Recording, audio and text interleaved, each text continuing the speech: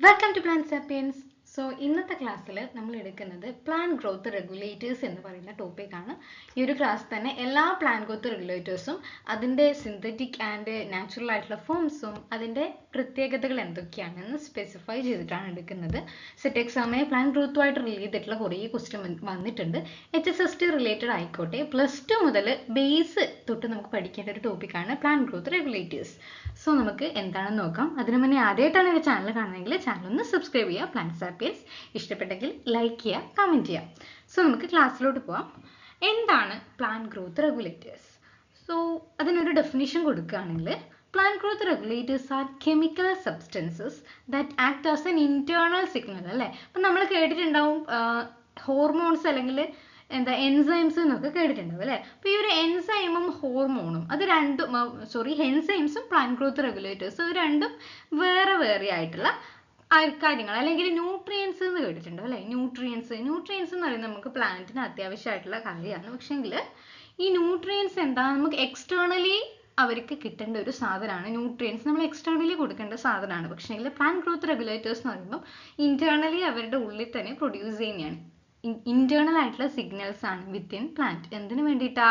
പ്ലാന്റിന്റെ ഡെവലപ്മെന്റിനും ഗ്രോത്തിനും റെഗുലേറ്റ് ചെയ്യാൻ, കൺട്രോൾ ചെയ്യുന്ന ആൾക്കാരാണ് പ്ലാന്റ് ഗ്രോത്ത് റെഗുലേറ്റേഴ്സ് എന്ന് പറയുന്നത്. ഓക്കെ, അവ ഒന്നിക്കൽ എന്ത് ചെയ്യാം, റെഗുലേറ്റ് ചെയ്യാന്ന് വെച്ചാൽ കൺട്രോൾ ചെയ്യാം. അപ്പോൾ ഒന്നിക്കൽ പ്രൊമോട്ട് ചെയ്യാം, ഗ്രോത്തിനെ പ്രൊമോട്ട് ചെയ്യാം, അല്ലെങ്കിൽ ഗ്രോത്തിനെ ഇൻഹിബിറ്റ് ചെയ്യാം.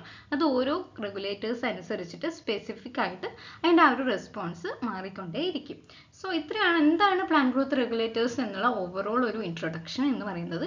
ഇനി നമുക്ക് ഓരോന്നും എന്താണെന്ന് ഡീറ്റെയിൽഡ് ആയിട്ട് നോക്കാം. ആദ്യം ജസ്റ്റ് ഓരോ റെഗുലേറ്റേഴ്സും അതിൻ്റെ ഇമ്പോർട്ടൻ്റ് ആയിട്ടുള്ള ഫാക്റ്റ് മാത്രം ഒരു സ്ലൈഡിൽ ഞാൻ ഇൻക്ലൂഡ് ചെയ്തിട്ടുണ്ട്. അതിൽ ഒന്നാമത്തേതാണ് ഓക്സിൻ എന്ന് പറയുന്നത്. ഓക്സിൻ ഏതുമായിട്ട് റിലേറ്റ് ചെയ്യും? ഇത് മൊത്തത്തിൽ പഠിച്ചാൽ തന്നെ നമ്മൾ സെറ്റ് എക്സാമിന് കൊടുത്താലും മനസ്സിലാവും ഈ ഒരു ചിലപ്പോൾ ഇലോങ്ങേഷനുമായി റിലേറ്റ് ചെയ്തിട്ടുള്ള പ്ലാന്റ് ഗ്രോത്ത് റെഗുലേറ്റേഴ്സ് ഏതൊക്കെയാണെന്നാവാം ചോദിക്കുന്നത്. അപ്പം ഓക്സിൻ ആണ് സെല്ലിൻ്റെ ഇലോങ്ങേഷൻ, ഓക്കെ, സെല്ലിൻ്റെ നീളം, അതായത് പ്ലാന്റ് ലെങ്ത് കൂടാൻ സഹായിക്കുന്ന ഒരു ഹോർമോണാണ് ഓക്സിൻ. റൂട്ടിൻ്റെ ഡെവലപ്മെൻറ്റിനും ഫ്രൂട്ട് സെറ്റ് ചെയ്യാനൊക്കെ ഇവ ഹെൽപ്പ് ചെയ്യുന്നുണ്ട്. ഓക്സിൻ എന്ന് പറയുന്നത് നമ്മുടെ ഫോട്ടോ പീരിയോഡിയസുമായിട്ടൊക്കെ ഫോട്ടോ റെസ്പോൺസ് ഒക്കെ ആയിട്ട് ബന്ധപ്പെട്ട ഒരു പ്ലാന്റ് ഗ്രോത്ത് റെഗുലേറ്റേഴ്സ് ആണ്. Then the second one is gibberellins. Gibberellins cell ഡിവിഷനെ സ്റ്റിമുലേറ്റ് ചെയ്യിക്കും. ഇതും ഇലോങ്ങേഷനെ സഹായിക്കുന്നുണ്ട്.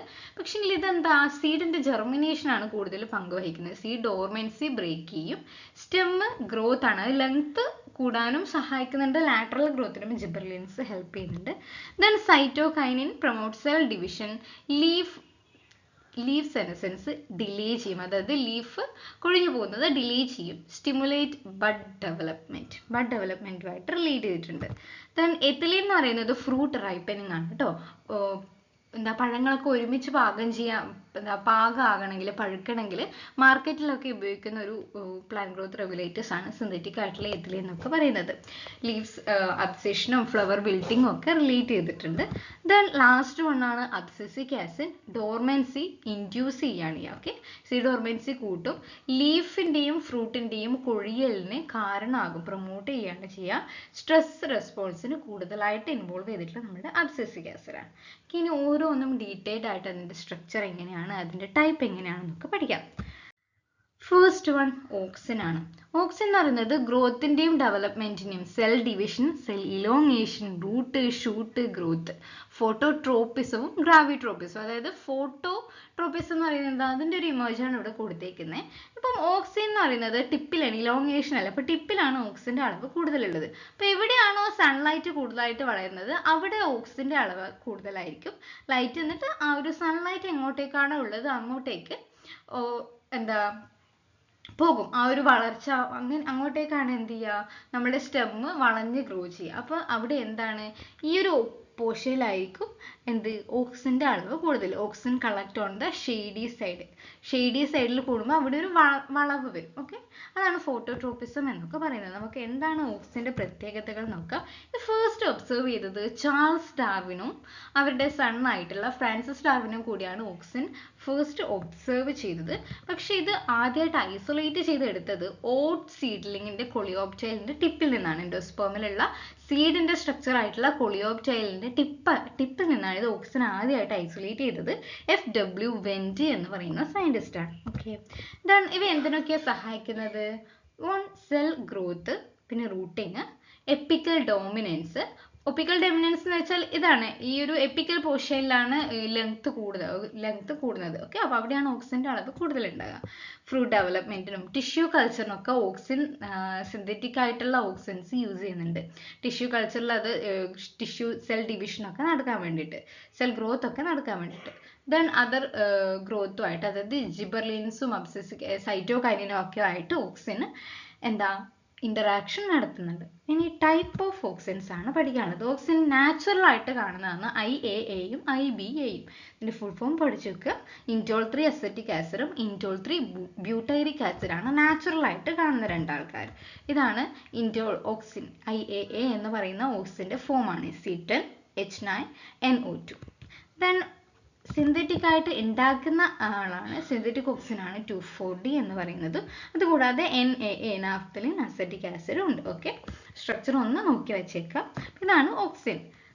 ദ സെക്കൻഡ് വൺ എന്ന് പറയുന്നത് ജിബെർലിൻസ് ആണ്. പ്രൈമർലി സ്റ്റെമ്മിന്റെ ഇലോങ്ങേഷനും സെൽ ഡിവിഷൻ, സീഡ് ജെർമിനേഷൻ, ഈ 3 കാര്യങ്ങളാണ്.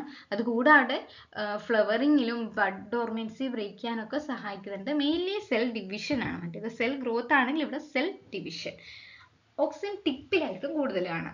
സ്റ്റെം ഇലോങ്ങേഷൻ എന്ന് പറയുമ്പം സെൽ ഇലോങ്ങേഷൻ ഇന്റർനോഡ്സിലായിരിക്കും സെല്ലിന്റെ ഇലോങ്ങേഷൻ കൂടുന്നുണ്ടായിരിക്കാം. ദെൻ സീഡ് ഡോർമെൻസി ഓവർകം ചെയ്തിട്ട് ജെർമിനേഷൻ എൻസൈമിനെ ട്രിഗർ ചെയ്യും. സീഡിന്റെ ജെർമിനേഷന് സഹായിക്കുന്ന ആളാണ് ജിബെർലിൻസ്. ഫ്രൂട്ടിങ്ങിനും ഫ്ലവറിങ്ങിനും ഹെൽപ്പ് ചെയ്യുന്നുണ്ട്. അപ്പം ജിബെർലിൻസ് പല ടൈപ്പ് ഉണ്ട്. ഓവർ 100 എണ്ണം തന്നെ, 100-ൽ കൂടുതൽ എണ്ണത്തിന് ജിബെർലിൻസ് അറിയാം.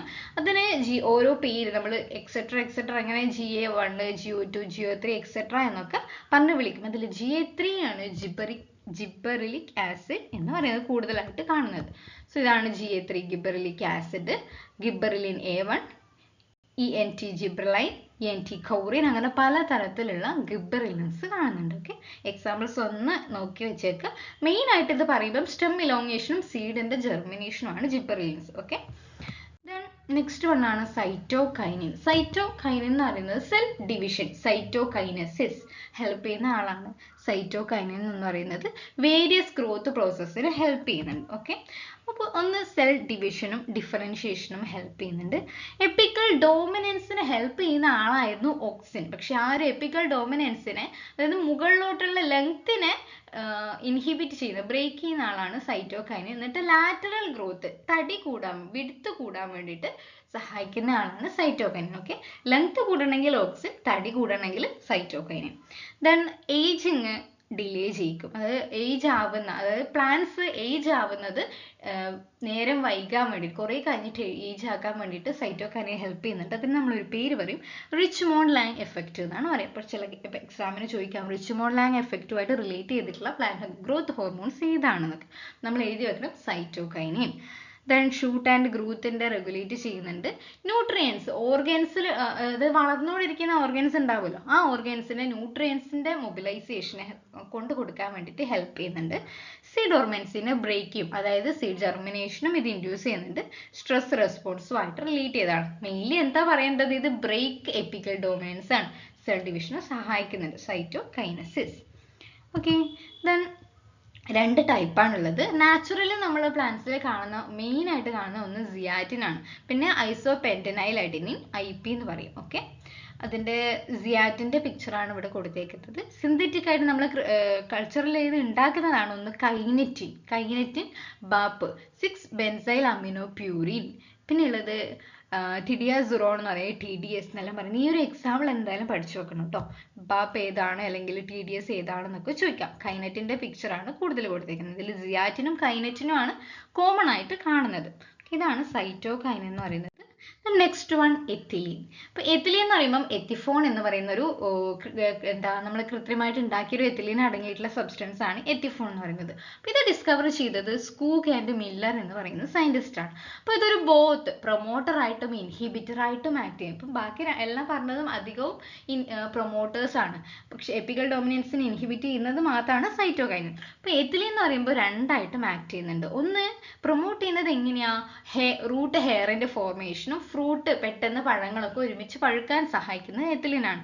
പക്ഷേ സ്റ്റെം ഇലോങ്ങേഷനെയും സെനസെൻസിനെ ഹെൽപ്പ് ചെയ്യുന്നുണ്ട്. സ്റ്റെം ഇലോങ്ങേഷൻ തടയുന്ന ആളാണ് എത്തിലീൻ. ഓക്കെ, ഓരോ കോണ്ടെക്സ്റ്റ് അനുസരിച്ചിട്ട് അതിന്റെ പ്രത്യേകത മാറിക്കൊണ്ടേയിരിക്കും.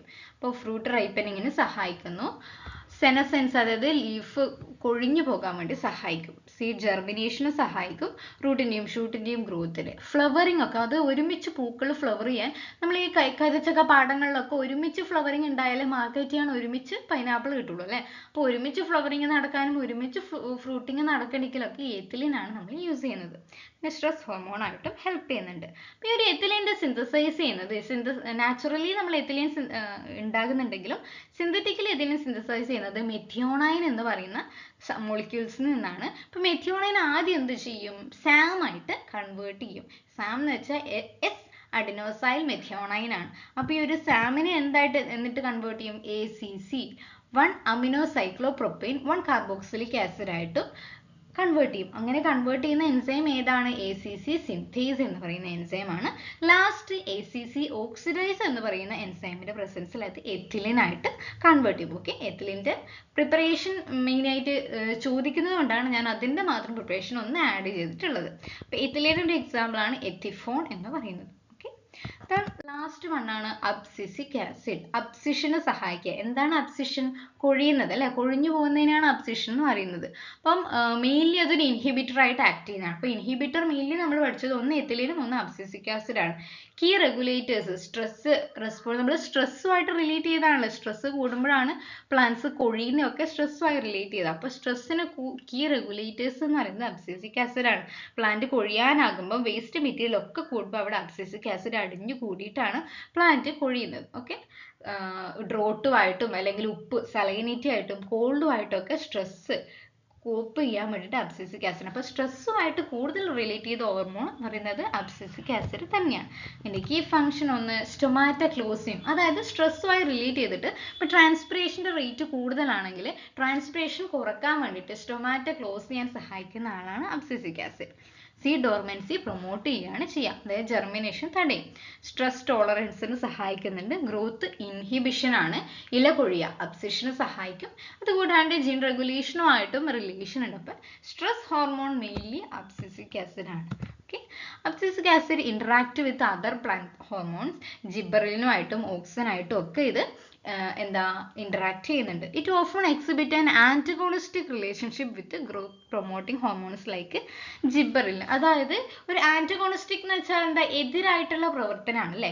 ABA എന്ന് പറയുന്നത് ഡോർമൻസി പ്രൊമോട്ട് ചെയ്യും, പക്ഷെങ്കിൽ ഗിബറലിന് എന്താ, സീഡ് ജെർമിനേഷൻ ആണ് പ്രൊമോട്ട് ചെയ്യുക. ഒരാൾ ജെർമിനേഷന് സഹായിക്കുകയാണെങ്കിൽ അതിന്റെ നേരെ ഓപ്പോസിറ്റ് ആയിട്ടുള്ള ആക്ഷൻ ആയിരിക്കും നമ്മുടെ അബ്സിസിക് ആസിഡ് ചെയ്യുന്നുണ്ടാവും.